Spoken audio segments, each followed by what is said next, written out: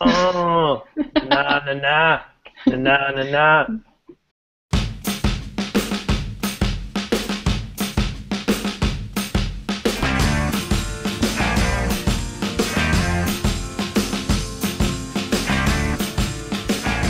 Welcome to SyrupCast episode 10. We made it. Just want to say big thanks to everybody who's listened over the past 10 weeks or 9. This is a momentous occasion. Thank you for your feedback and compliments and content suggestions. We hope that we're doing it right, and please keep them coming. This week, as we get ready for what we refer to as the September onslaught, we're going to talk about the next Nexus phone potentially being built by Motorola and what that means for Lenovo's place in the Android ecosystem. And then there's the iPhone 6, which has been confirmed to launch on September 9th, though we don't know how many versions of it there will be. We'll talk about Samsung and LG's new smartwatches, which were announced in unison last night. Rogers and Shaw co-announcing Shomi, a Netflix competitor. And Rogers' new $240 a month 30 gigabyte shared data plan. Is that really a good deal? And finally, we'll talk about Cyanogen working with a really cool startup, or what we think is a startup, made up of former HTC, Motorola, and Google execs. As always, I'm joined by Douglas Soltis. Hello, my friend. How are you today? Hoi hoi. 10 episodes. That's 20 hours of podcast. Should have been 10, but it is double that. You get twice the value for your money with SyrupCast. And Jane McIntegrett, how are you on this lovely Thursday? It is Thursday, right? Yep. Oh man. I'm very well. Good. So Almost Labor Day, man. I gotta stop wearing white. Oh, not if you're Obama. You can wear those tan suits forever. Oh, is that what's happening on Twitter right now? Yeah. So They're saying he looks too casual for the leader of the free world. Is he though the leader of the free world? I think Stephen Harper has really been elevated to that status. He's moving up How the do we ladder. just segue into the Slate Political Gabfest podcast? Well, that's actually who the sponsor is tonight. We would like to thank our sponsor, Slate. So, David Gregory. Shout out. So we're going to start with the Nexus because we've talked about this over the last couple of weeks, but now it's pretty much been confirmed that it's going to be a Motorola, a monster of a Motorola phone. And it's interesting that this is happening right before Google goes through with its sale to Lenovo of Motorola. So Jane, you are an avid Nexus user, and we've spoken about this a number of times. But do you think that a 5.9-inch Motorola-made Nexus, even with the slimmer bezels that Motorola is famous for, is too big? And do you think it's way too big. Whole way? No, it's way too big. I don't think it's going to be that big. I think that's, like, I know that we wrote about it during the week. I think that's, everything else that's for the rumored spec sounds kind of plausible, but I think there's no way it's going to be a 6-inch phone. Like, that's ridiculous. Yeah, so I have a 6-inch phone, or I think this is 6.2 inches actually. This is the Ascend? This is the Ascend Mate 2, Yeah. and it's quite enormous. That's ridiculous too. But it's also not as big as I would think a 6.2-inch phone would be, considering that it's... That thing is the size of your face. Like, you're holding it up. It's like... Yes, it's pretty. I mean, it's pretty similar to the size of my face. That's like 85% of a playbook. That's insane. Can we just talk about the fact for a second that the Playbook had a 3-megapixel front-facing camera? No. Anybody? Douglas did work on the account that had the Playbook. Tell me about the... Sorry, go ahead. No, this is the segue podcast where we segue into things that hurt my feelings. I was going to say the best named tablet of all time. So it was. All right, back to Nexus. So the worst named code, the worst code name ever, Shamu, is the... I don't know. Nexus X is pretty bad. They're saying in the comments, I just noticed, I was reading it just now, and they're saying you can't say Nexus X without risking saying Nexus Sex, and it just comes out. Oh my god, I just got that too, that's true. So I think we should go back to Shamu. I would call it the Nexus Shamu. But why do you think they would call it the Nexus X? Because the Nexus 6 is literally what it is. It's a 6-inch phone. Isn't it trademark thing or copyright or trademark? I don't know. One of those. It would be anything to do with like the Motorola kind of relationship there. Could be. It is. I'll tell you right now. There's some book that where there was the original lawsuit. Remember they had like a Nexus lawsuit, and then because they were using the name, and apparently there's actually like a line of robots in the book that are called the Nexus 6s. So like they can't use it. Are you serious? That's amazing. Yeah. So I guess then it also makes sense because if they release a 7-inch Nexus of the next year, they'd have to like figure out another name for the Nexus 7 tablet or just unify them into a single product. But let's talk about the screen resolution because I in particular, but we've all spoken about how ridiculous 2K displays are, 2560 by 1440. And that's what's rumored to be on the Nexus X. And even though it's going to have a faster processor, it's still massive. And it's like there's too many pixels. You don't need that many pixels. That's like 500 pixels per inch. And I just didn't see an advantage of it on the LG G3, which is the first device that I've seen with such a high resolution. Are you guys? Go ahead. I think one of our commenters on the pod maybe a few weeks ago had mentioned something where I think isn't that because with Android L and material design they've like cleaned up all this space, but they've also thickened a lot of the borders to things. So the additional pixel width is just to fill more menus. I don't think that's. I mean, Android has always been an adaptable layout type of OS, and developers have had to compile against dozens of different resolutions. I'm sure that material design will make a screen resolution of this density look better, but I don't think it'll be. I don't think material design was created for this kind of pixel density. Because it was a bit of a snide commentary, but I think part of this though. So I guess the first thing is part of this an attempt at standardization of a new mobile resolution? Like, is this going to be the resolution that everyone aims for now? Yes, but they shouldn't. There's no advantage to it. I mean, the argument, for so long, when 1080p came out, the argument was that, okay, yes, there's a demonstrable improvement between, say, 326 pixels per inch, which is what the iPhone 5 and 5S, and from the iPhone 4 all the way to the newer devices like the Nexus 5 and the Galaxy S5 and things like that. That's upwards 440, 450 pixels per inch. You can tell the difference. But going up to 550, almost 600, it's diminishing returns, and you're forcing the backlight to work harder, you're forcing the GPU to work harder, and you're lowering battery life as a result. And we saw that with the LG G3. The G2, which has a 1080p screen, not only is a much better screen as it shows colors and brightness and viewing angles, but it also has way better battery life. So I just don't think, even if we are going to move in that direction, I don't think that the silicon is ready to support it. Have they said anything about the reasoning behind it, though? No, it's just like improvement for improvement's sake, it looks like. Well, okay, so I guess the reason why I would have a little bit more faith in it or take a wait-and-see approach is, first of all, it's a Nexus device. Second of all, it's being made by Motorola. So in terms of, I think, was it the last podcast or the podcast before, Jane was basically ride or die, Nexus for life. Oh, yeah. Like, that sweet I'll stock. buy it. I don't care how big it is. And this is coming at a time when the Motorola Google relationship is changing. Yeah. But obviously this device has been in the works since long before then. But if it's going to be a kind of like a final hurrah, I'd be more interested in this as a Nexus device than something that like LG was making, for example.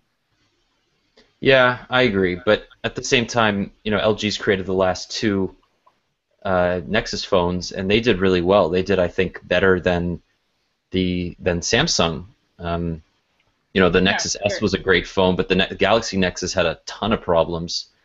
Do you think that the success had anything to do with LG? Like obviously they made it, but like they weren't bringing a lot of brand awareness to that, were they? I thought it was more momentum of the Nexus kind of brand than that LG was bringing something. Like if gun to my head, I'm being forced to use either an LG device or a Moto device, I'm going to take the Motorola device because, as we said before, they make interesting decisions with things, or they do make decisions, which is kind of why I was harping on the screen, right? Like, I don't think that Motorola doesn't seem like the kind of company that would just do a weird spec aspect ratio thing just because. I think a big, because you were saying about the momentum of the Nexus, I guess, brand, I think a big part of it was making them cheaper and more affordable. Because up until the Nexus, like the Nexus 4 was the first one where they made a conscious effort to make it very affordable. Mm-hmm. And I remember spending like quite a bit more when I was getting like the Nexus 1 and like the Nexus S and the Galaxy Nexus. So like the Nexus 4 was the first one where it was really affordable in the sense that it made it way more appealing, I felt. That was when I started seeing people outside of like the usual kind of tech crowd saying like, "Oh, I got the Google phone because it was cheap." Yeah, and I see Nexus 5s around Toronto all the time, and I wonder how many of those were purchased from Google Play or whether they were bought through a carrier. Yeah. So I think the distribution model for Nexus, in Canada at least, has actually been really successful because, unlike in the US, I think T-Mobile offers the Nexus 5, but none of the other carriers do. In Canada, I think every single carrier offered the Nexus 5 on contract, and it wasn't too much more expensive if bought outright. It was like $150 more. But you have to think, Google probably got a good deal from LG. They probably subsidized the cost to customers in order to push out the product to as many people as they could, because initially the Nexus program was meant to be more for developers, and then it morphed over the years to be more of a good way for people to get, I guess, quote-unquote, pure Android cheaper, and it's been really successful as a result. Yeah, and I think that's part of the reason why Motorola was probably taking over with this device as well, right? Like they make their bones on, eking not necessarily performance but experience out of lower priced devices. Yeah, and it's also interesting that over the last year, Motorola has gone from being, if not an innovator, then a really interesting phone designer, to something of a hero for low-cost Android phones, right? Because you have, they really were gung-ho about the Moto X when it was released, but when the Moto G came out, the Moto X was relegated to being like an also-ran, one of those phones that you never really heard about unless it was associated with Moto Maker and customization. And it's really been the Moto G that's caused the growth and momentum for Motorola as a company. I mean, it's been the most successful smartphone they've ever created. It sold millions of units all over the world, and it spawned the Moto E, which is even cheaper and is also a pretty great experience. So you have to realize that Motorola may not really be the same company it was even a year ago, and now that it's going to transition over to Lenovo, they could be they're probably just going to focus on the low end. I mean, we'll see what happens next week with the Moto X Plus 1, but we know that the Moto G2 is coming. Yeah, but but with that though, like all of those decisions were made long after this device was scoped, spec'd, and like started development. So for them to do, like, I don't think it's gonna every device following this from Motorola, I could totally see, that identity that we've been so interested in changing. But like they could not, if they had changed this device midstream, it would have severely changed the release timeline. So I don't think that we're going to see too much variance in this device. But one thing that you actually just mentioned with the customization, I know, Google with the Google Play Store has been investigating or looking to make improvements to add more customization options through that. I wonder if like there's might be something to that paired with the Nexus 5 announcement. Like wouldn't like the last Motorola kind of like Google phone as a Nexus just be like the perfect way to kind of introduce that, where not only is this like, it's not necessarily the pure uncut Android experience, but it's not vanilla either. You can get stock, but stock in your flavor, or stock that you can play with. I think it's more likely that they would do customizations for the hardware, like they have with like the Moto X and like the different colors of like headphones and stuff. Because they did with the Nexus 5, they started doing like much after it was launched, admittedly, but they have like the red option, and I feel like it's more likely that they will do like they'll keep it stock, but do like like cosmetic customizations like on the outside as opposed to on the software. Oh yeah, no, I'm not talking about software customizations. I'm be more interested in the hardware stuff. Adding cats, decals, things like that. Emoji. Well, just go to Japan. You'll have a lot of fun glamming up your phones, because that's a huge market there. Like, so Hello Kitty. Yeah. Let's talk about the iPhone 6, because that's something that I think a lot of people are either dreading or hugely excited about. It's kind of been confirmed that September 9th is the launch date. We also heard that whatever wearable Apple is working on is also going to be announced that day. Do you think that the iPhone 6 is going to do what the iPhone 4 did, which is really the last time that, the subsequent phones were sold a lot, but in terms of kind of redefining the genre for iPhone fans, I don't think it's been as big since the iPhone 4. It introduced the 960 by 640 display, introduced FaceTime, introduced a much improved rear camera. So, what do you guys think? Are you looking forward to it?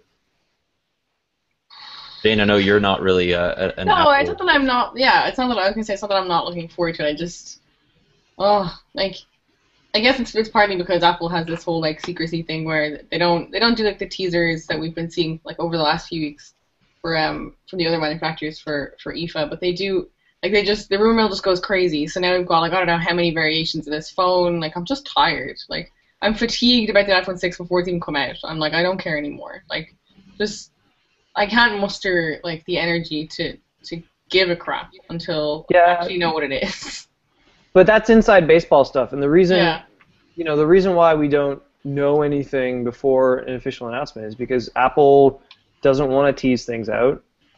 They want everyone paying attention all at once. They want to like set a conversation agenda, right? The most teasing we ever get usually comes from the invite itself. Yeah. And this one is really interesting because while you might say it could be something, voice related, but it's kind of my take on this is more like, we really want to talk to you about this event.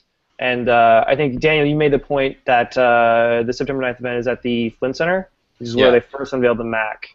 So it's not at Moscone. And I don't know the size of the Flint Center, if it's bigger or smaller. But there's so it's got about 8 times the capacity. It has about 2,100 people. It's big, and it means that they're probably inviting a lot more journalists, and also they have probably a lot more to show because they will probably have more demonstration space. Mm-hmm. But I think it's more than the phone itself. I think what we've touched on is an interesting topic in and of itself. Is it really beneficial for companies like Samsung, LG, Sony, Huawei, all these OEMs that are mainly in the Android space, teasing their products months and weeks before the launch? Does that actually help where Apple has been so successful by just saying nothing? Well, and then you build up that. Because when we were talking about like the Moto 360 the other day, and I find it so interesting that Motorola, I think, completely dropped the ball on that because they kind of the first we saw of it was in March when Google announced Android Wear, and everybody went nuts over it.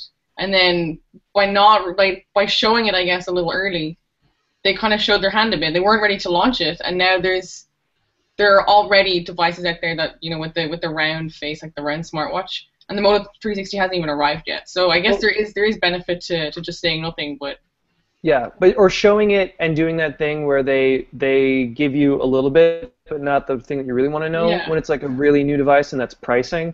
So Yeah. and when they're teasing you out with information, but they're not giving you the information that you really want to know, That you it's need. Yeah. yes. But to that point though, like, and I think we talked about this before with BlackBerry and what they've been doing with the Passport. Like all these companies that aren't Apple have a messaging calendar, and they're trying to hit that message at like a probably at least a weekly cadence to continue conversation and interest around these devices.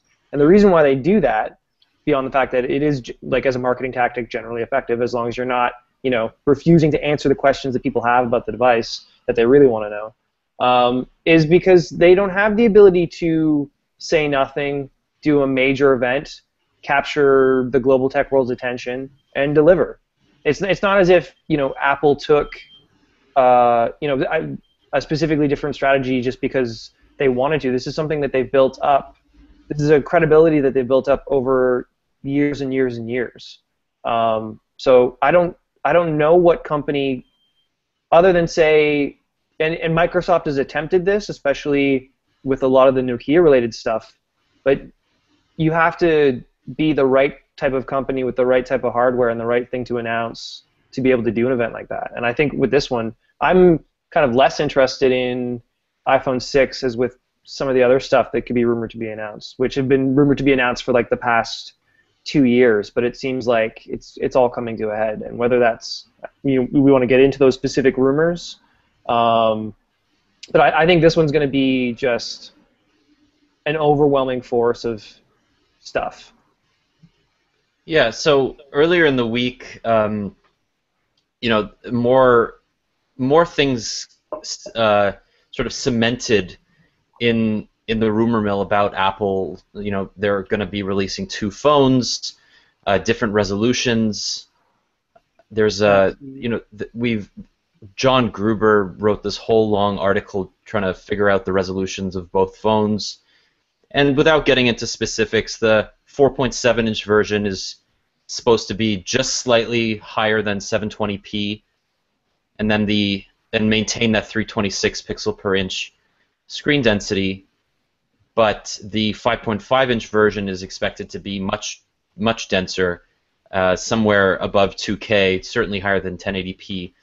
And what this says is that Apple has finally conceded that they cannot maintain the uniformity of resolutions and screen densities, and that iOS 8 is really hinting at this more dynamic layout for apps where, like Android, you create a single design and it has to expand or contract depending on the screen size and the aspect ratio, because Apple, as they get more complicated and their ecosystem grows, there are going to be more devices out there running the same iOS version. So we heard earlier this week that there's going to be a 12.9-inch, education and enterprise-focused iPad, and that's going to, open up a whole other can of worms when it comes to usability. So, the company seems to be changing in its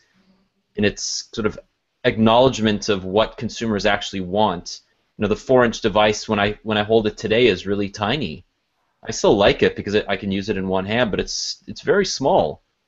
Does that bother you? Like, if say the 2 versions come out, which would you buy? Would you buy the 5.5 or the 4.7? I don't know. I can't see myself ever wanting to use a 5.5-inch phone full time. I mean, I've been using the OnePlus One for a while. The G3 is 5.5 inches, but it's so compact that it doesn't feel that big. So I think if Apple could manage to make it, but I mean, that's really the border. That's the high border for me. I really like the the Nexus 5 size. I think that's the right compromise. 4.7 to 5 inches at 1080p, that's the ideal for me. And so 4.7 inch is probably going to be the way more popular version. It still blows my mind that Apple's even venturing into phablet territory. So I don't know if I'll believe it until they actually announce it and then explain the reasons why they made it. Well, just even beyond that, just what you're talking about with the new iPad rumors, I think you totally nailed it. And this is why on the other side Google has, taken the material design initiative, right, to have some sense of design uniformity across so many disparate form factors and devices. And I think iOS 7, there wasn't a lot to it, but it enables this type of expansion, or as I think you said, complexity with the number of devices and things like that, because it is become like kind of a flat, color-filled experience, right? There's a reason why Yosemite also looks more and more like iOS 8. Yeah, or I just think iOS 7. That's a very modern-looking aesthetic across every ecosystem. I mean, Microsoft updated Windows Phone. It looks, it has that translucency with Windows Phone 8.1. It's very smooth. There's, very dynamic animations, and you could argue that I think an Android material design designed app looks fantastic, and I think that Google's hit the nail on the head. It'll just be up to developers to create really fantastic software for it. So, when we see devices coming out later this year with Android L preloaded on it, I want to see less messing with that experience from companies like Samsung and HTC and LG, and I just would love to see them sort of acknowledge the work that Google's put in to creating this feeling of fluidity that you really can't reproduce using these third-party OEM skins. Like, I haven't felt an Android version as smooth as what's found on Nexus, and so I really hope that they don't mess with a good thing, but of course they will. Yeah, I share your hope. Actually, I don't share your hope because I think your hope is silly. I think it's beautiful, Daniel. I love you for it. It's not going to happen, which is probably why Android Silver is a thing, right? Well, we don't know if it's a thing. I mean, we haven't heard anything forever. Well, if there's smoke, there's phones. Yeah, but then you've put your phone in the microwave, and that's just a whole other story. You better hope there's only smoke. I saw this phone. I saw a picture of a phone, and a guy wrote on Facebook that he heard that microwaving your phone could wirelessly charge it, and then he was wondering why it blew up. And I just wonder if there are actually people like that in the world. Oh, there are. They're not the average mobile syrup reader. They definitely make sure to put their phones in the oven. The oven is a way safer place to put your phone. You gotta bake it. Yeah. Speaking of phones, a new phone has been announced that is actually a wristwatch. I believe it is called the Samsung Gear S, and this is the first smartwatch, not the first, but the first from a major manufacturer to have 3G connectivity built in. This was announced at the same time, literally at the same time, as LG's circular G-Watch R, which is not a good name. And let's talk about the Samsung one first, because it's Tizen powered. It's got a curved display. It's not circular, but it's a little bit more squircular than the it's the Gear Live. And it's also a Samsung-only product, which means that it will only work with other Samsung smartphones, although you don't need a smartphone to use it because it has that 3G connectivity. So, Jane, you sometimes wear your Android Wear smartwatch. Does this interest you at all?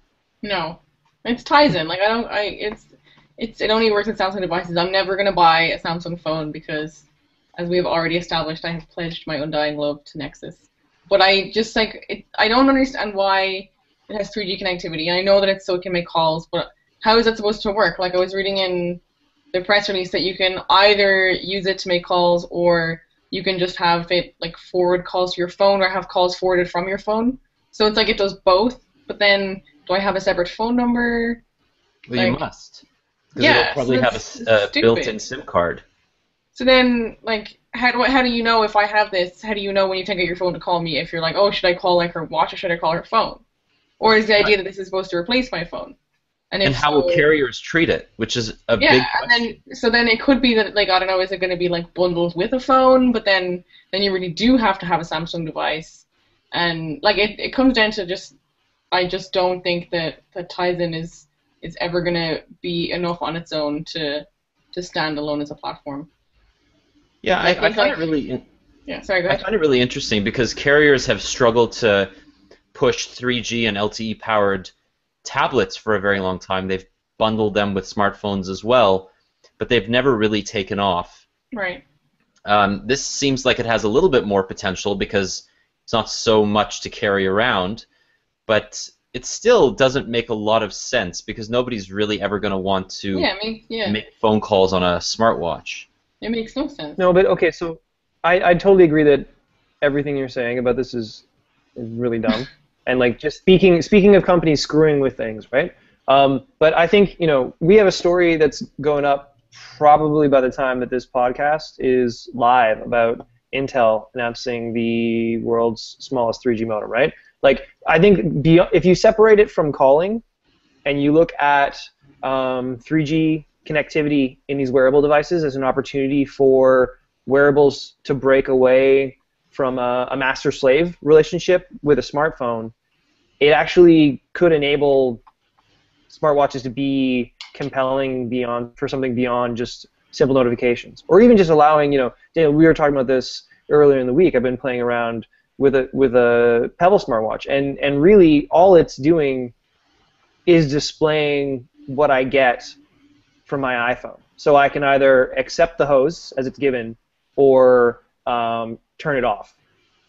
If you have your own self-connecting 3G smartwatch, there's an opportunity there for that device to be individually customizable and set to the type of things that you would only want on a watch, Right. rather than deciding what from your phone you're going to send to a watch. So I think that's compelling. It's never going to be fucking phone calls. It reminds me so much of the Kindle, the 3G Kindle, where you don't have to pay a bill, like you don't have to do anything, but it has that connectivity. And that's where I feel like, yeah, like it has so much potential if they use it as kind of like they use the 3G to enhance the companion device kind of aspect of it.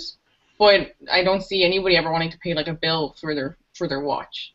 No. So yeah, you're right. If you limit the functionality to the point where it can use 3G for just the stuff that you would want your watch to be able to do, and not really make the watch a phone, then I think I could get behind it.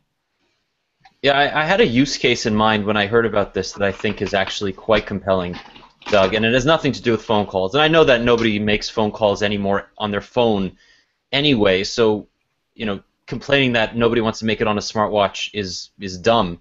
I agree. But it is something that they're talking about, connectivity, 3G connectivity.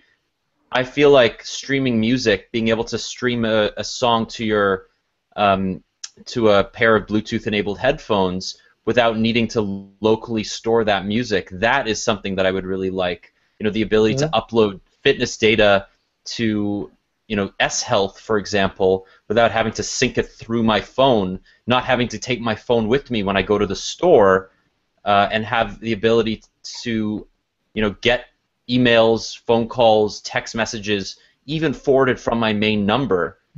I don't know whether you're going to have to assign a phone number to that device if it's just a 3G connected device, because right now the infrastructure is not really set in place for such a thing, where like if you go to Rogers, Bell, or Telus and you buy a mobile stick and you don't have any phone capabilities, they still assign you a phone number because that's how they keep track of you.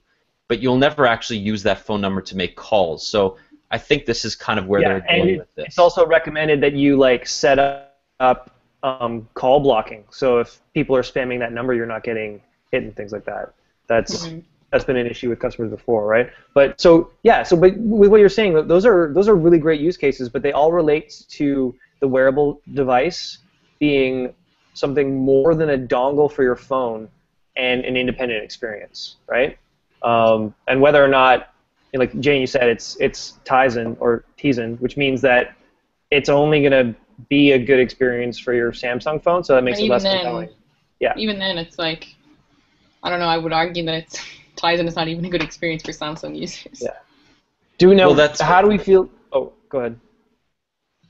No, they're advertising the fact that you won't need your phone at all because they're partnered with companies like Here, which is owned by Nokia, Financial Times for a news service, Facebook is making an app, Nike Plus is going to allow people to upload fitness data to the cloud just using your Gear S. So I actually think this might be more interesting as long as they get the right developers on board. It'll never be that popular because Tizen is a separate ecosystem, but as long as they can get some big names on board, it might have a possibility to be successful. Okay. Do we want to pivot this and then talk about the other announced watch, which is a little bit more standard in its conception, but I was reading a great Verge editorial earlier today about how this kind of basically confirms that round smartwatches are here, and smartwatches with aesthetic sense that are trying to be a piece of, I guess, fashion first, or an article of clothing of your wardrobe before a tech hardware dongle. Yeah, I'm not sure I really love the design of the G Watch R. I mean, it's better than the G Watch itself, but it still looks like a knockoff Omega time, like what's it called, chronometer. Yeah. You know, it's very busy. You know, there's actually numbers on the bezel. It's yeah. I don't know, But people love it. People in the comments are like, "This looks freaking fantastic. This watch is sexy. I would love to have this. Mercy, take my money." I just bought the LG G Watch the other day. Yeah. Shout out to but they're all like, "I want this." Yeah, but I still think the Moto 360 is probably your best bet. No, I disagree. I saw this and I was like, I'm sad that, you know. Yeah. Shout out to comment Aiden. Sorry? Oh, go ahead. I just feel bad for people who bought the G Watch. I feel bad for anybody who bought a smartwatch at all until this point. Yeah. But so we were saying, Daniel, it looks like a knockoff higher end watch, but as a knockoff of a watch, it actually looks like a watch, which I think is compelling. You can actually wear that with things and not have to explain what it is or why it's on your wrist. And you know, shout out to Aiden who made the great point. You know, you want to see final delivery version because I think even as Jane said that the Moto 360 looks really, really sexy in photos and then not so much in person. So this might be the kind of thing where it looks way better on your wrist than and they're all doing next to a Triumph motorcycle. They're all doing the same thing where they don't actually show like the watch like sideways, like on its own. So it's like you never actually get the full depth of the device. So you're kind of like, it looks great in these product photos, but I am not. Yeah, it's upside down in the photo that we have in the post. So if anybody can see my screen right now, if you're watching the video podcast, you can see that it looks very similar to the $9,000 Omega Seamaster Professional, which is kind of cool, except that it's not going to be made of stainless steel. It'll be made of plastic, presumably. But I know you can kind of get a sense for what they're trying to do. Yeah, but it looks like a watch, and it's going to give you, it's Android Wear, so it's going to give you your Android notifications. So, and you know, you're getting functionality without sacrificing aesthetics. So it's at least it's another kind of stab at trying to figure out what this product category is actually about and for. Although I just noticed that this is like all their photos, they have men wearing it, and it is a really like manly looking watch. Like I think it looks gorgeous. I think it's beautiful, but I don't know what I want to wear it myself. Like I would probably buy it for someone, but I just know, I just now realized that it's like they couldn't have made it more manly if they tried. Yeah, they really need to start focusing. I know that you wrote about Swatch launching a smartwatch-like device next year. Yeah, the fitness one. And I think those are the kinds of companies, if they're going to create, you know, female-oriented or at least decent unisex smartwatches, they need to start with companies that already have a good eye for design, Right. and I don't know if LG does. Well, Because I think they do. Like, I mean, if you want to go back to phones, like, I think, like, the Nexus 5 is, like, a gorgeous phone. I think it's beautiful, and I know that they can make devices that don't look as masculine as this. Like, I know phones are a whole different kettle of fish, but I feel like this is, like, there has to be someone at LG who knows, who looks at this and goes, like, oh, so we're marketing this towards men. Like, I don't know if they did this on purpose or... The gender issues of the tech industry as a whole are, first, they're going to make a device that they either implicitly or explicitly think guys are going to like, and then they're going to figure out the women. Oh, yeah, because so, you know, although I guess the one counterpoint I would say in fairness, and I think we've talked about this before, is that in a product category where you're now trying to cram hardware into something that's always been like significantly small, it might take a few years for them to be able to get the feature parity in like a really sleek, smaller design, right? I don't think it has to be sleeker or smaller. I just think it has to, you know, if they did like right now it's black on black on black. If they did like a white on like, you know, on bronze look, like this is silver and black, like they could make it, this current design still look less blokey. Yeah, highly blokey. I agree with that. I also think, you know, LG really did try to appeal to women with the G Watch in general, and they were the only manufacturer who actually came out and said, we want this smartwatch to be used by both men and women. And I mean, they weren't patronizing about it, at least not in the press releases that I read, but I really do think, like, with the G Watch, it's just such a blank slate that you can make it whatever you want. And later this year, when it becomes a bit more open with the watch face API, people will be able to design watch faces that appeal to different personalities, different ages, and different genders. And I think that that's important to acknowledge, that it pretty much is, unlike the Pebble, which is kind of hard to do, having a color display and very small bezels makes it basically as versatile as you want it to be. I just don't think that many of the watch faces right now are nice in general. Yeah, well, because they're not being designed by people who make watches, right? They're being made by hardware, hardware manufacturers, right? Hardware engineers, yeah. Yeah, so highly blokey, but exciting to see. I'd rather have a round watch than a square watch. I agree, and I think it's the right direction to move. So let's talk about a little scoop that we had today. The Samsung Galaxy S5 Active is coming to TELUS, and we learned that through a trusted source, and we also know that, or at least we understand that it's being shopped around to other carriers, though we don't have any confirmation right now. So this is a device that is less necessary than the Galaxy S4 Active, because that one was waterproof, but so is the regular Galaxy S5.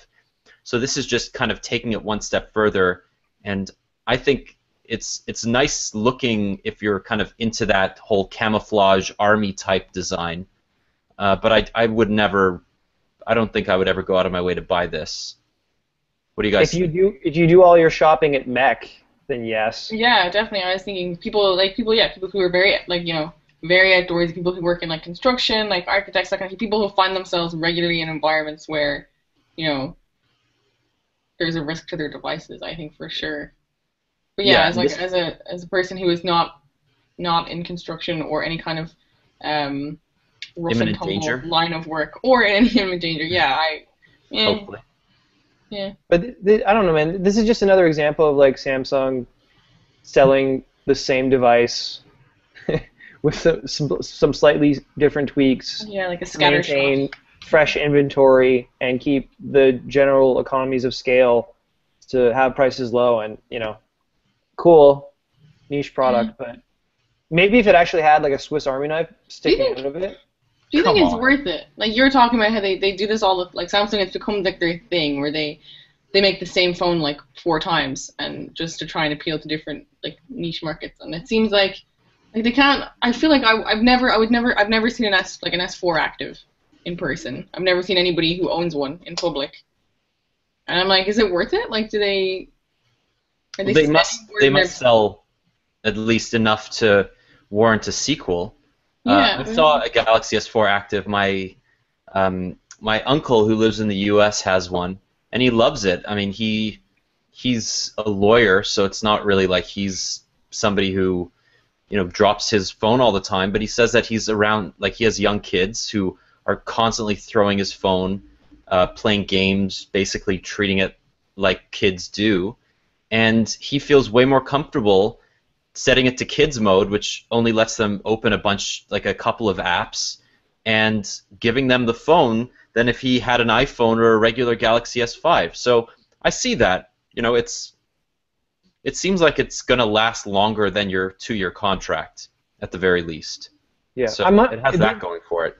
I'd be interested to see if a lot of people buying this device are coming into the store and getting sold on it, or if it's more of a... They're like actively seeking it out. Yeah, like a direct sale thing through business. Because I could definitely see this also appealing to the people who are really excited to get, IDA and Blackberries in the mid-2000s with an OtterBox case, just because they're taken into environments where they need that durability. But, yeah. It's just another defender for any device. I mean, yeah, that's what I was saying. You're saying, he gives it to his kids and stuff. I'm like, well, if that's the use case, like, yeah, okay, there's so many like high impact, like durable cases that you can buy and like a lot of them are marketed towards like, hey, you can like a lot of there's like iPhone or iPad cases that have like handles and like stuff for kids. So I don't know. I find that again, it's. Also, don't give your phone to kids. Go outside and play catch with them. No, there's value. There's value in that. Value in that. Yeah. Try taking kids to a restaurant, and ask them to sit still without giving them a phone. And yeah, exactly. They even like before we had phones and tablets, like restaurants would give like crayons and like stuff to like keep them busy. I would still take the crayons, for sure. And you would probably eat them. You were that child. So I think it's cool. I want to see it. I want to try it for myself. I'm not dismissing it outright. It's the same phone. I mean, if you like the Galaxy S5, it's got the same processor, same display. It's got the fingerprint scanner. Sorry, it's got the heart rate sensor. It does not have the fingerprint scanner. It has a 16-megapixel camera. It just has that rubber gasket around the sides and the back that's going to protect it when it falls. It's dust-proof, waterproof, shock-proof. Built-in gyroscope, compass. Yeah, it's got everything that you would need to be sort of an outdoorsy kind of person. So, yeah, I mean, it also has a camera shutter button, which the regular Galaxy S5 doesn't. So that's another reason to get it. And the physical buttons. Yeah. Yeah, the physical buttons too. Which I don't know. That's hit and miss because physical buttons wear and they can actually get stuck in there. So. Yeah. No, I'm making all these jokes, but I'm going camping in 2 weeks to Lion's Head, and I'm going to be shitting bricks when I bring my phone. Because I don't want to pull it. I was talking to a guy last night, and he has a Sony Xperia, and he said that the only reason he bought that phone was because it was waterproof. There was no real advantage to it over, the equivalent Samsung. Was waterproof something that he would like? Why did he require waterproof phone? Was it just something that he was like, oh hey, that sounds like it would be good, a good safety feature, or does he actually work near water? No, he's a developer. He he was part of that Google Glass panel. And he's just said that it was so important to him that he wanted a waterproof phone because he's constantly using his phone, and if it rains or if he's going running and he doesn't want to have to get a waterproof case, and it makes sense. Or even just a bad spill. I know, so Jane and I were at the Kobo event earlier this week, hanging out with synchronized swimmers, drinking sex on the beach, and talking to the Kobo engineers there. It just became obvious that one of the apparent implicit benefits of a waterproof device isn't necessarily, hey, I can dunk this in water. but also just knowing that it's a certain degree of waterproof, I can be in situations where if I would have to clean this device or worry about using water to like remove something else, I'm just more comfortable in so many other situations where, you know, even if it's raining and I'm biking around, I'm just waiting for my iPhone to short circuit in my pocket because I don't even use a case because I'm just that kind of guy. So I totally understand that peace of mind element. You don't have to be like a deep sea diver. Oh, but that would be amazing. Well, you can go to a depth of 3 meters, and then after that, For like 20 minutes. But yeah. yeah, So you could snorkel with your phone. yeah. Deep sea snorkel. Deep sea snorkel. But then, I guess because the Galaxy or the Xperia does work underwater. It's not like the Kobo doesn't work underwater. It just can go in water. Yes. I remember. I guess. There was a story a week or two ago about a guy who lost his Xperia, and it washed up on shore a month later, and some guy found it, charged it, and turned it on, and it worked. That's awesome. That's amazing. And that really proves that Sony goes the extra mile with its, you know, when it actually tries to secure those screws and gaskets and stuff. And you got to give them props for that, because I don't know if the Galaxy S5 would last that long. If Sony doesn't turn that into a marketing campaign in the next 6 months, their marketing is even worse than we think it is. Well, I mean, they're set to launch the Xperia Z3 next week. Mm-hmm. Which, for all intents and purposes, unless they pull a rabbit out of a hat, is exactly the same phone as the Z2. Oh, that makes me so angry. Exactly the same phone as the Z1. Literally, they've released the same phone 3 times. I don't understand it. And people were saying to me, why didn't you include the Xperia Z2 in your in your best phones roundup? And I was like, because they've already released it. That's the reason that Rogers didn't pick it up, because they had no reason to. They got the Z1. They already had it, yeah. It's like, it looks a little bit better, but that's it. And from the leaks, the Z3 looks just a little bit better than the Z2. But it's got the same camera, same specs, same screen size. Same amount of RAM, same Not battery. to say that the Z2 was a bad phone. It's a great phone. It was very powerful when it was released earlier this year, but it was still only released like 8 months ago, or 6 months ago. 6 months ago, yeah. Bonkers. Yeah, I don't really understand anything that Sony does anymore. Well, they like 14 years. Going through some serious. 14 years. Yeah. But let's talk about something really cool, as Doug wrote this afternoon. Let's talk about Cyanogen working with NextBit on a really cool project that I'm really interested in. I don't know about you guys, but I think this is actually going to be phenomenal, especially if it's a piece of hardware that's being built with ex-Google and ex-Motorola executives. What do you guys think, Doug? Is this another Android phone, or is this something completely different? Cyanogen had my curiosity, but now they have my attention. I tweeted that earlier, and I wanted to use it because I thought it was funny. No, this is cool. This is where that part of me, that tech nerd inside of me that still loves things like CyanogenMod and wants to fiddle with stuff or try different phone experiences than the boilerplate, gets excited because they're partnering with a hardware manufacturer that has a really deep bench of experienced people from, they're all ex-Google, ex-Motorola people, $18 million in funding from Google Ventures, and they just brought on Scott Crow, who's the person that headed up all the user experience and design for HTC's entire portfolio. So that's HTC One, HTC Sense, everything. So you're getting a company that's dedicated to making open source Android as compelling as they possibly can, with a new startup with the how would I put it, the pedigree to be able to design some cool hardware. So I really want to see what they're doing. Yeah, but it's really, for me, strange that they're using a Google Doc form to ask people to sign up for their private alpha. I mean, it doesn't sound like this is a piece of hardware that they're going to send to somebody. it looks like it's a piece of software because it says list any devices you may want to use for this trial. What does this trial mean then? Is this, you know, a launcher? Is this, you know, some add-on to your phone? Well, it's so. I guess by way of background, if people aren't aware of Nextbit, so their mandate is to develop technologies for integration between cloud services and mobile devices.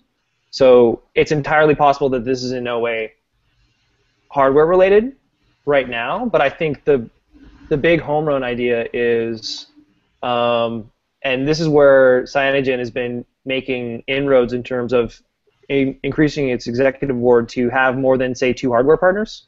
I think there's opportunities here.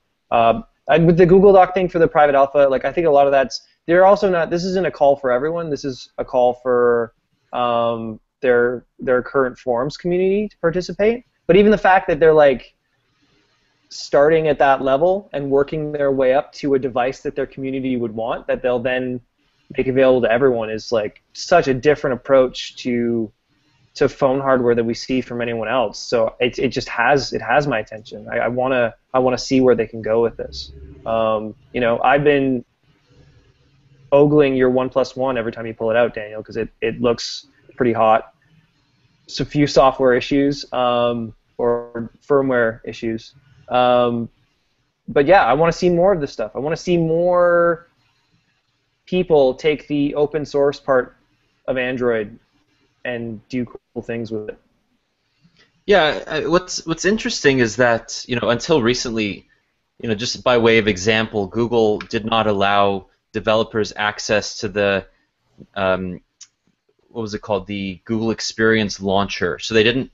They were allowed certain aspects of that open source part of the Android 4.4 launcher, but it was only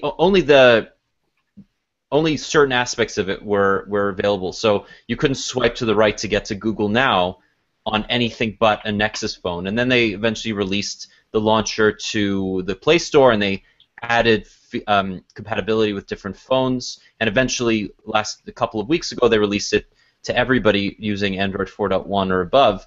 And the reason I bring that up is not that it's significant in the sense that Google released a launcher to everybody, but that it's indicative of the way that Google's approaching its open source strategy.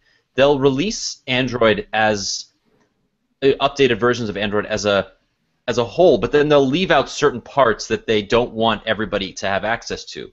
So Cyanogen has been forced over the years to create its own features on top of open source and an open source project, and that's allowed them.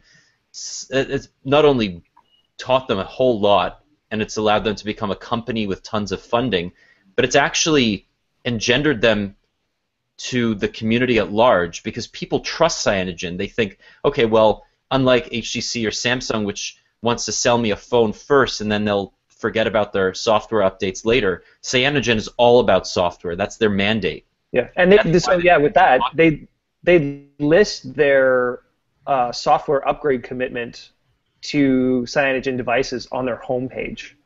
Think of any other like Android manufacturer that even acknowledges the upgrade process, let alone them putting it front and center.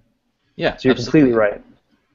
So I think that OnePlus was probably the only good partner for them in the short term, but in the long term, I see them partnering with other major OEMs who don't want to look at a company like Lenovo or Huawei or Asus or Acer, who build millions of Android devices every year, but don't really have the capacity to create really great differentiating software experiences. I see them partnering with a company like Cyanogen to build those new experiences that run stock versions of Android and are way better than what they would build themselves. Yeah, and that's something that I wanted to. I didn't write about it in the post because it's a bit of a stretch, but definitely talk about it because you just did the Alcatel review, right?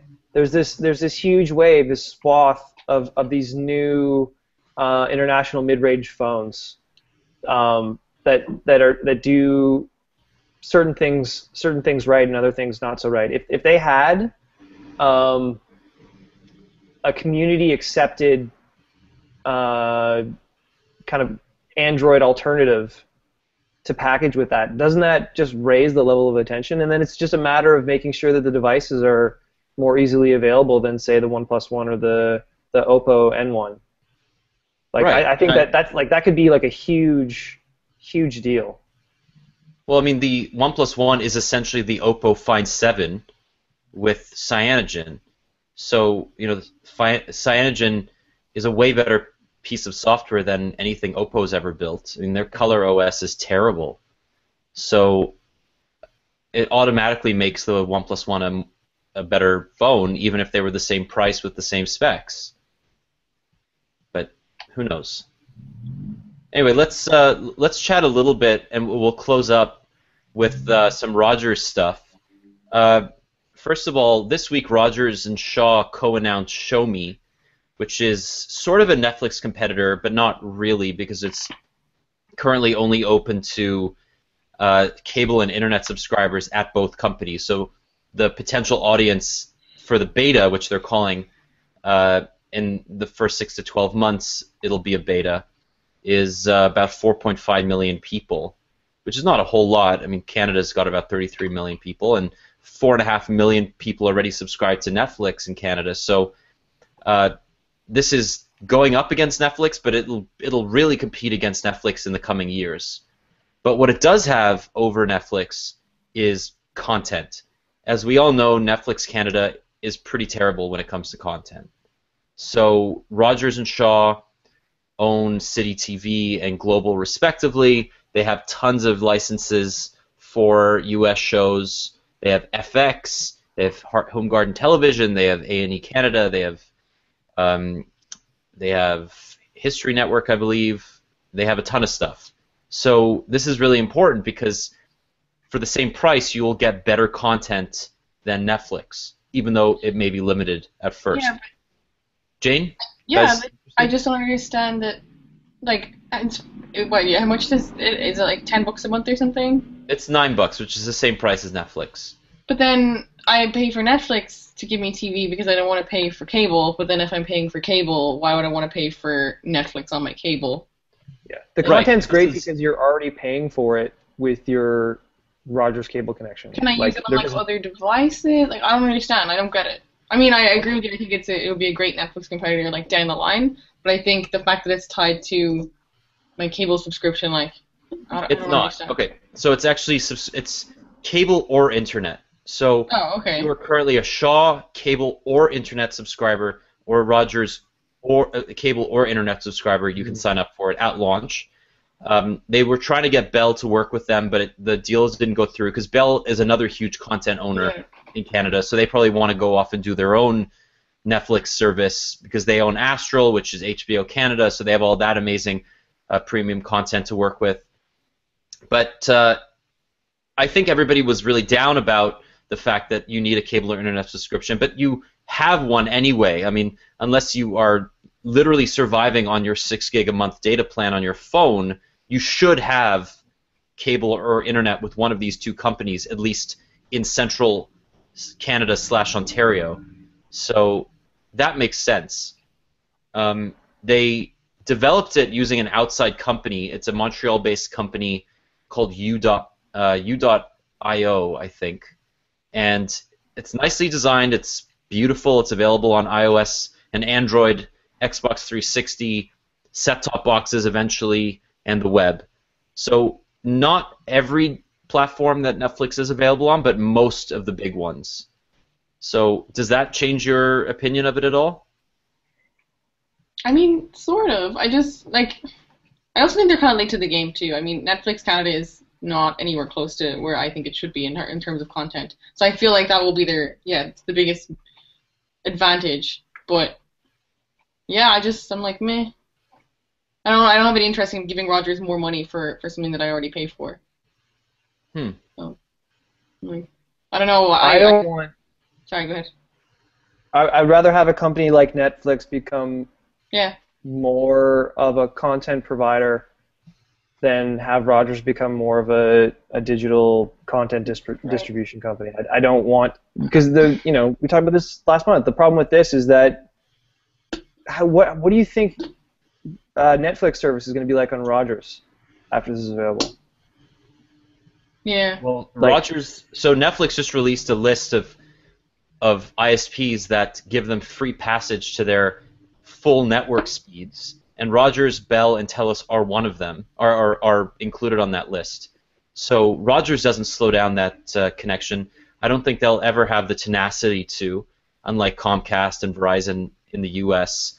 I just don't see them doing that. Rogers and Bell and Telus, they don't charge for these like add-ons, like tethering the same way that they do in the U.S. I just don't think that's a part of the culture here. I also want to point out that it's not a matter of, you don't want Rogers to become a over-the-top video distributor or more than they already are, but Netflix will never have access to that content because Rogers has already signed licenses to it for their television broadcasts, and so has Shaw. Netflix will just never be allowed to own that licenses to that content in Canada. So you'll never get Modern Family on Netflix Canada. You'll never get like a bunch of Showtime or FX Canada shows. You'll never get access to the stuff on City TV. I don't know who your internet or TV provider is, but would you do it? Would you sign up for $9 a month? Well, I'll try it. I mean, it's 1 month. I have Rogers at home and with my internet, so yeah, I'll try it. I'm assuming they're going to give people 30 days free like they do, or at least 2 weeks free like Netflix does when it launches in the first week of November. I think it's going to be interesting because it's being run as a separate company, and that means that, for all intents and purposes, these are two competitors, or quote-unquote competitors, trying to do something interesting. I mean, it's not as revolutionary as I wanted it to be, and it doesn't have the amount of content that I wanted, but it's better than not having a Netflix competitor aimed at Canadians at all. And if you don't want to sign up for it, nothing's going to change, right? So I don't see a downside to it at all. I actually think it's quite a nice product. I like the idea of Netflix competitors. I don't like the idea of them being owned by telecoms. I think I don't know.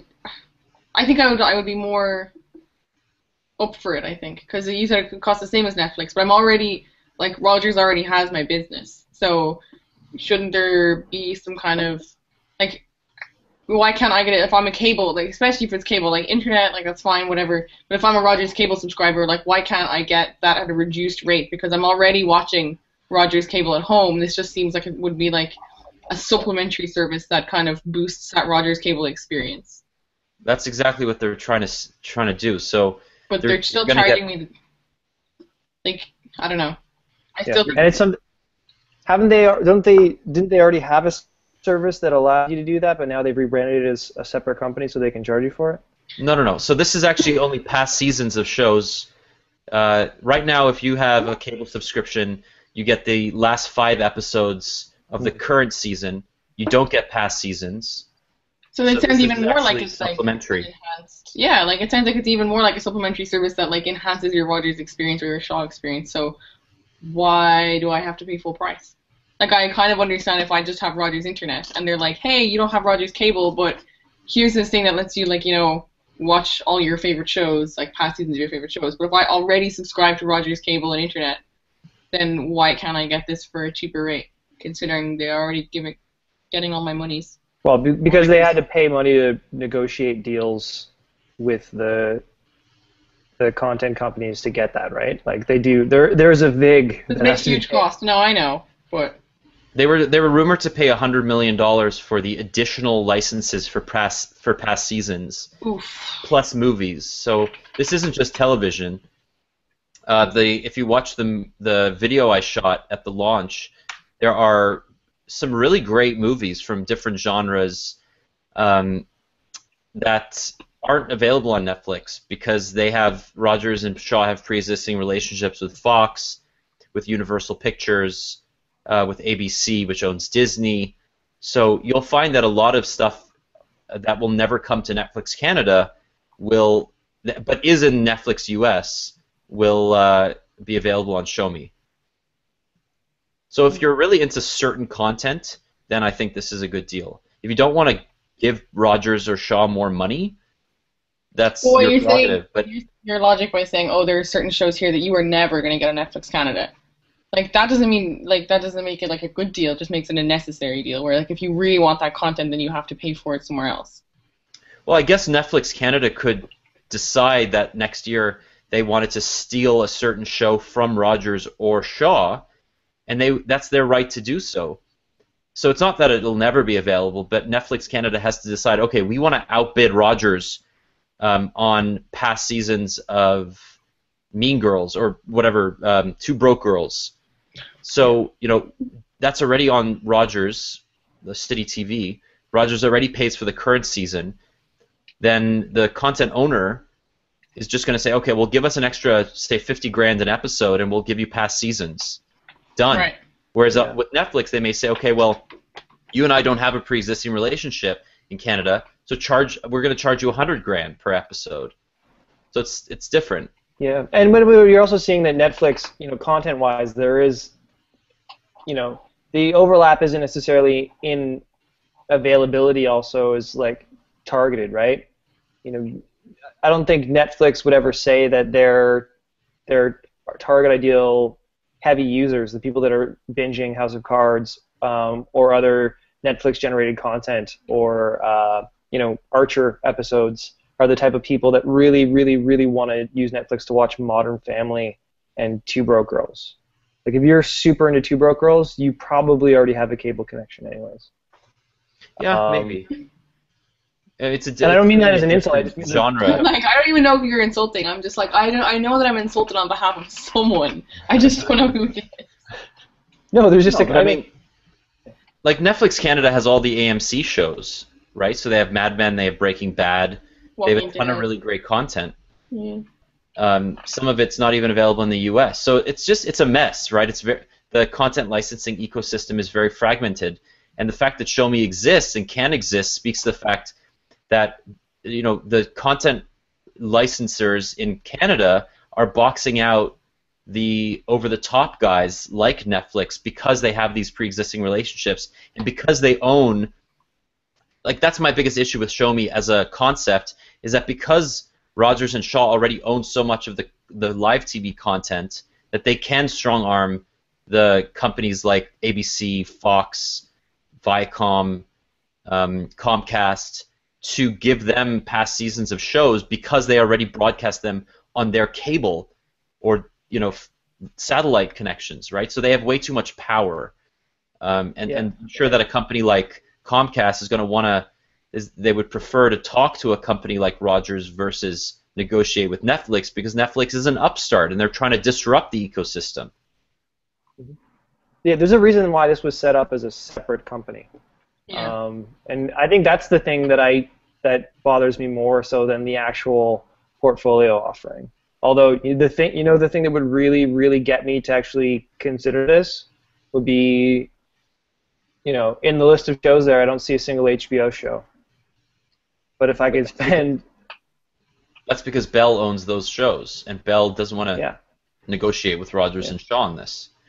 Yeah.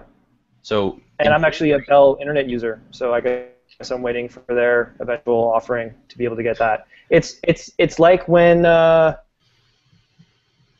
it's like in 2010 when I had to decide my satellite provider based upon who was going to actually let me watch Raptors games and carry TSN2, which is it's the same battle over and over again. I'm not excited about it. I'd rather rent the stuff that I can't get on Netflix through like Xbox video than sign up for this. Yeah, no, I agree. You could also use a VPN to get US Netflix or Hulu or anything like that, but this is the more legal way. Yes. Or if Rogers wanted to, they could open it up to their wireless subscribers. We reported this week that Rogers just introduced a 30 gigabyte shared data plan, which costs at minimum $240 a month for a single account. That would be $50 for the phone and texting plan, and then $190 for the data, which can be shared with 9 other numbers, so you can have up to 10 people sharing 30 gigabytes of data. It does work out to be somewhat cheaper per gigabyte than, say, a 6 gigabyte or 2 gigabyte plan. It is the lowest per gigabyte charge that you can get with a share everything plan. And if you do decide to share it between 10 people, with the $60 or $50 bring your own device charge per month, it's going to cost you $69 plus tax for dividing it between 10 people. So you get 3 gigs of data for $69 plus tax, which is not a great deal, but it's certainly cheaper than what they offer right now.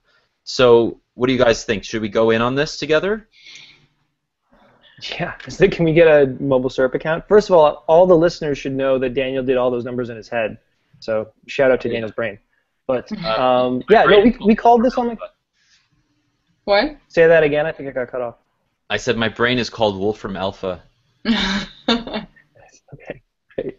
I was gonna make a penis name joke, but we're gonna keep going. We called this, I think, on the very first podcast when we said like the whole Rogers realignment of its pricing plans, partially due to the new mandates by the CRTC, were totally designed to make it anything other than ridiculous to sign up your whole family through these plans, partially as a way to screw people who might be looking for a deal on Wind. Like there's no way that you would allow any member of your family to ever go on anything other than the family plan, because look at the data rates, and it's not even like, obviously if you have more people for more data, the cost per data is going to go down. The problem is that in general the prices are a little redonkulous. So yeah, I think we should go in on this, but it's because we have to. Because we use our phones for porn all the time. For research. For research purposes. So yeah, I mean, it's not a great deal, but it's interesting that Rogers is the first company to launch a 30 gigabyte shared data plan. It also points, it's interesting also that this is the first time that wireless data buckets have come close to the same numbers as home internet packages. So you can, I don't know if you can still get a 30 gigabyte home internet package through Rogers, but it's getting closer, and I think over the next couple of years you'll see 45, 60 gigabyte per month data buckets, and they may not be cheap, but they'll be lower per gigabyte than what you can get in the 2 to 6 gigabyte range. So I think that this is a good move on Rogers' part. It's probably going to be used mainly by businesses or very large families or friends that want to go in on a single account together. I don't know if the stipulation still stands that you have to be at one address with an account. I know that Sprint changed their policies earlier this year in the U.S. to allow friends from different homes to sign up for a single account, but we should look into that on Rogers. So I would think it'd be some sort of change, just because like a 10 account family, good lord, like there's got to be, like, unless the dog has a 3G tablet and a phone, it's hard to see. I mean, it also allows for tablets and wireless sticks, right? So you can have a family of mom, dad, and 3 kids, and they all have a phone and a tablet. That's 10 people, right? Or that's 10 devices, yeah, but then right there. If you actually do have 10 devices, how fast are you going to eat through that 30 gig allowance? And that's the problem, is you can say like, oh, you can have up to 10 people, and then you just divide the cost by 10, and it's like super cheap. But it's like, no. Like, it's still, then you've got like 10 people with like a 3 gig limit per device. But Rogers says that the average smartphone user in Canada uses about 1.7 to 2 gigabytes per month. But then it's also the fact that it's shared, so you can have one person who uses like 6 or 7 for whatever reason, because right, but then you break his legs, and then he'll never do it again. When I was growing up in the 90s, and my brother and I wanted to watch different TV shows, I would put him in a headlock. I guess the modern family now has to fight over the data buckets. data use. Yeah. Well, there you go. All right, so we have one more piece of content for you. Doug, do you wanna introduce Hyperlapse? Because I know that you were pretty hyped about this product earlier this week. Bringing back the app of the week shout out. Sometimes it's a little difficult. Sometimes we don't really have an app we want to talk about. This is really cool. Second app released by Instagram. First, obviously, since being acquired by Facebook. Allows you to, so leverages their cinema algorithm, which is what they use in Instagram video recordings. But they've taken it a step farther to allow basically significant image stabilization for any iOS video that you record through the app, as well as the ability after the fact to do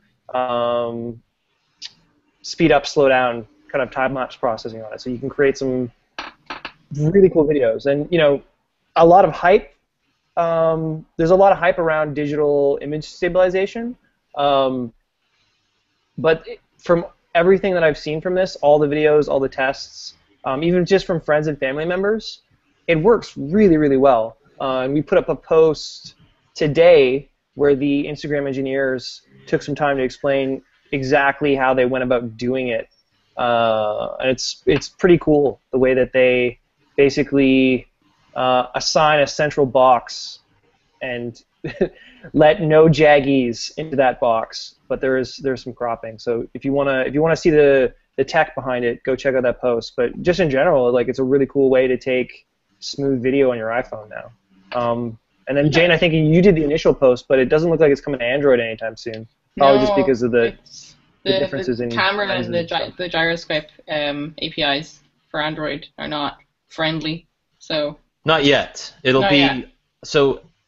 Google has announced. They announced at I/O that they're releasing a new camera API for Android L. So developers should have a lot more granular access to the Android camera going forward. And I think more than anything, you know, the iPhone's camera as a piece of, as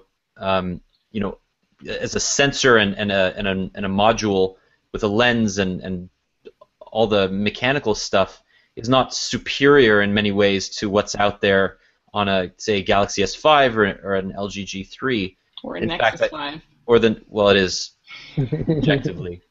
But those cameras have potential to be better than the iPhone 5, or the iPhone 5S camera. But the IQ in iOS, the fact that developers can plug in so deep to the API makes it a lot more interesting. And you see this with what are they calling their technology? What is Instagram? Cinema algorithm, and it's amazing. I've been using Hyperlapse for the last couple of days, and it's just phenomenal. And actually, if you watch the introduction video for Hyperlapse, it features Toronto. It's a boat out on Lake Ontario, looking at the downtown skyscape, and it's beautiful. It's really well done. So, I think they're heading to Toronto Island for a week. They're taking the ferry, and it looks really great. Yeah. So if you're on iOS, download it. Otherwise, stay tuned for an Android version. Wait as long as you waited for Instagram on Android. Yes. Oh, fuck off. And then complain that Android doesn't have the same quality as iOS, because Instagram apparently messes with your photo on Android. The quality's not as good. Well, I'm sure all the Instagram users notice the quality of their photos. It's not as good. That's why there are filters. But no, Daniel, you were saying before, I think a little bit of it is it's always easier to prototype for iOS because you're dealing with one source. But I don't even know if it's the greater sense of knowledge in, like, it's not that the iPhone is doing anything differently. It's, if you're going to build a product like this, you're not going to start with the platform where you have so many different types of lenses and so many different types of, like, firmware connecting those cameras to the Android software to make this work. Like, a developer just doesn't want to start with the end of the headache. They want to start with the beginning proof of concept. So if you're not a tech nerd, you probably won't like it. But, like, the elegance with which they kind of figured out the way to do this without a huge resource hit to the phone is really cool. Yeah, and I think what else is great, just kind of putting a positive spin on this, is that the fact that Android users are kind of accustomed to getting apps the same day as iOS now speaks to how far Android has come as a platform. Definitely. People were really taken aback that this was an iOS-only release. Like, that never happens anymore. And I think that's fantastic. I think that so many developers have put in effort. They've found great Java developers who have mastered Android and are making great apps. For example, the CBC just released a brand new app this week on Android, and it's fantastic. Globe and Mail, I don't know why I'm naming news organizations, but that's just what's coming to mind. Globe and Mail released a great Android app for tablets a couple of weeks ago. So there are also other fantastic apps that I can't think of. Yeah. Do you guys have anything else? Oh, sorry, go ahead. I just want to give some shout-outs to the SyrupCast listeners and commenters who have, extended the post for these podcasts into like some really cool and fun conversations. So like, shout out Jeff Asserd. This is your prize being mentioned on the podcast, so that's what you get. Shout out to Aaron Hoyland for reminding us once again that the audio sucks. My bad last week. Should be really better this week. If not, we're going to hear about it. Shout out to MHEE, who has requested that Jane review the BlackBerry Passport, which I think we should totally do. I thought I would get away with not getting one shitty assignment this week. And then shout out to Justin Credible, Quantos, and Hi There, just for reasons. We also, Daniel and I last night, Daniel hosted an amazing panel on Google Glass last night at Toronto's wearables event. But we also met a couple of readers there, and they were big fans of the podcast, they said. Monty and Alex. And thank you so much for coming, guys. It really it was awesome. And I also got a cupcake because Alex is like the founder of Cupcake Wednesday. So he gave me a cupcake, which I threatened to eat on the podcast, but elected not to do. Have you eaten it yet? I did. I actually ate it right before the podcast. That's too bad. I'm sure it was delicious. It was lovely. Yeah. You can expect a full review coming next week on cupcakesyrup.com. Syrup Cup?